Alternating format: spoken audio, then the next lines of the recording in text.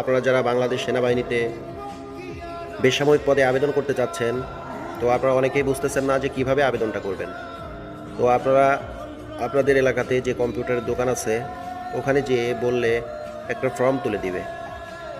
ফর্মটা সঠিকভাবে পূরণ করে আপনার সবথেকে নিকটবর্তী যে ক্যান্টনমেন্টটি আছে ওই ইউনিটের সিও বরাবর অথবা যে কোনো ঊর্ধ্বতম কর্মকর্তা বরাবর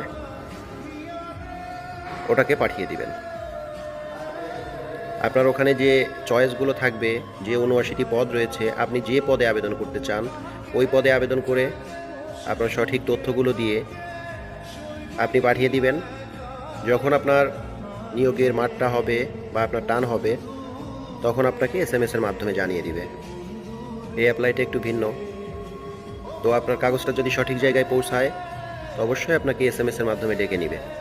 আবারও বলে দিই, অ্যাপ্লাইয়ের লাস্ট ডেট ৩০ তারিখ, তার আগেই পাঠানোর চেষ্টা করবেন। এর থেকে বিস্তারিত যদি কিছু জানতে চান তো অবশ্যই টিকটক থেকে আমার ফেসবুক আইডির লিঙ্কটা নিয়ে আমার মেসেঞ্জারে নক দিবেন, বলে দিব ইনশাল্লাহ যতটুকু আমি জানি।